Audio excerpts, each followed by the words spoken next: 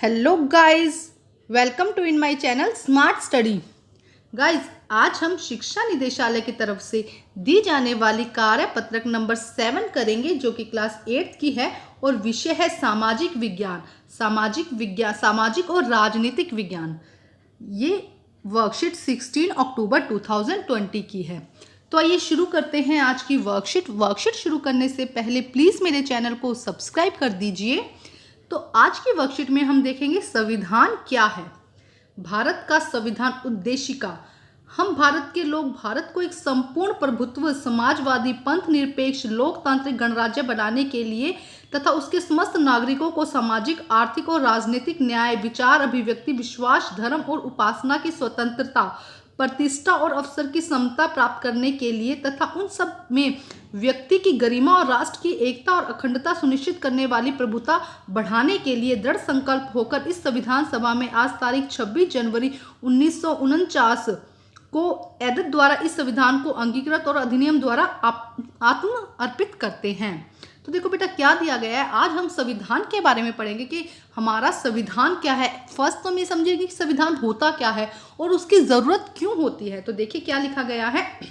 प्यारे बच्चों, विद्यालय को सुचारू रूप से चलाने के लिए कुछ नियम कानून कायदे बनाए जाते हैं जिसका आप पालन करते हैं। आपके विद्यालय में कुछ न कुछ नियम कानून होंगे जिनका आप सब लोग पालन करते हैं। इसी प्रकार किसी देश को कानूनी रूप सुचारू ढंग से चलाने के लिए नियम और कानून की आवश्यकता पड़ती है।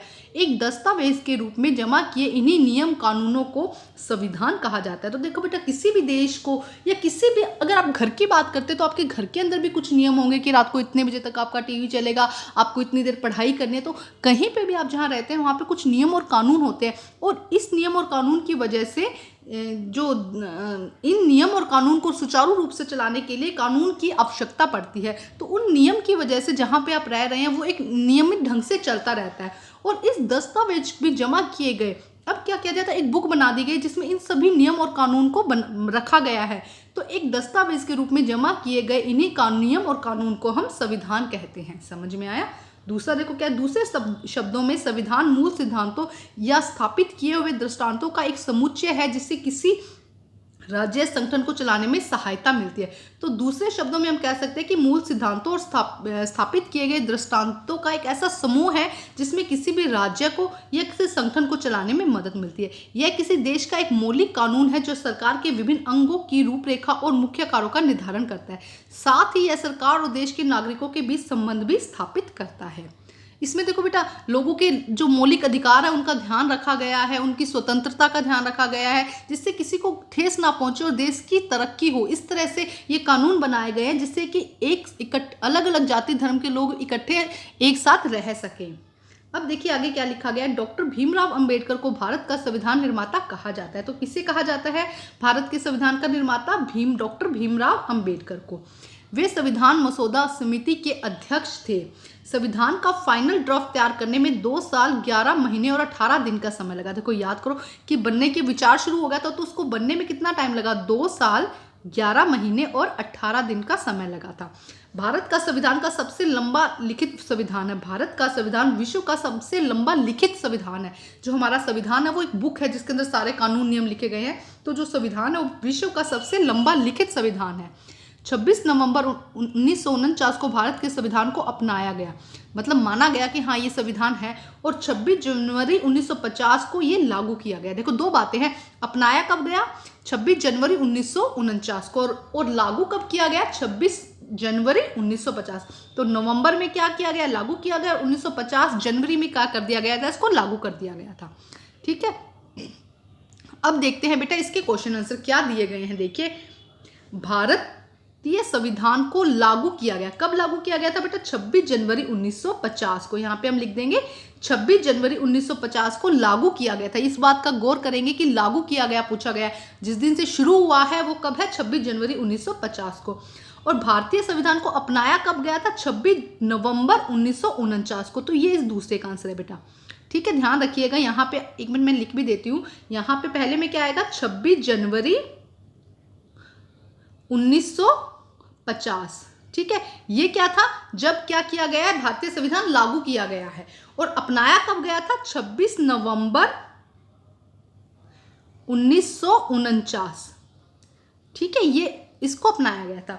को डैश को संविधान का जनक कहा जाता है, तो क्या डॉक्टर भीमराव अंबेडकर को बेटा भारतीय संविधान का जनक कहा जाता है।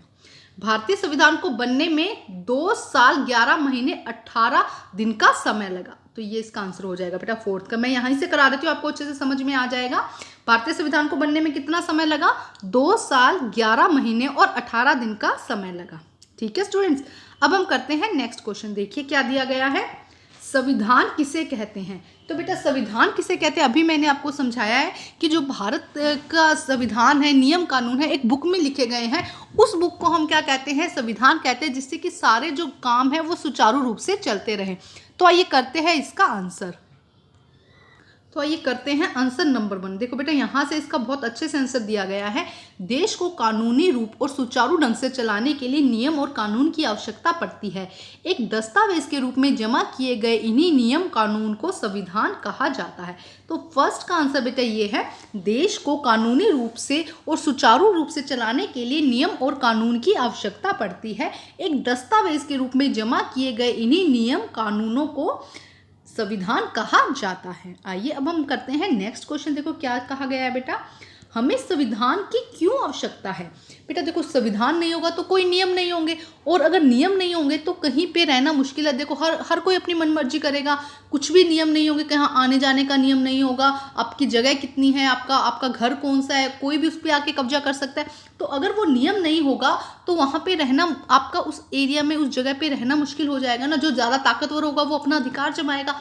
तो अपना आराम से रहने के लिए, एकदम शांतिपूर्वक तरीके से रहने के लिए हर देश के लिए संविधान की आवश्यकता होती है। तो आइए करते हैं इसका आंसर हम। तो आइए करते हैं आंसर नंबर 2। किसी भी देश को सही तरीके से चलाने के लिए संविधान की ज़रूरत पड़ती है। कोई भी देश अगर सही तरीके से चलाना है तो हमें उसके लिए क्या ज़रूरत पड़ती है, संविधान की ज़रूरत पड़ती है। यह लोगों को नियमों के दायरे में रहकर कार्य करने की आज़ादी देता है। क्या करता है, लोगों को नियमों में रहकर कार्य करने की आज़ादी देता है।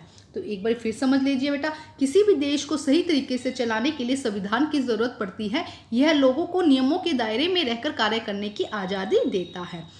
तो बेटा आज की जो वर्कशीट आपकी कंप्लीट होती है, अपनी वर्कशीट कंप्लीट करके बेटा अपने टीचर से चेक कराइए। और बेटा आपको कहीं पे भी अगर कोई कन्फ्यूज़न है, कोई क्वेश्चन है जो आपको समझ नहीं आ रहा है, तो आप कमेंट करिए। मैं उनका पूरी कोशिश करूंगी कि हर एक क्वेश्चन का आपका आंसर कर सकूं।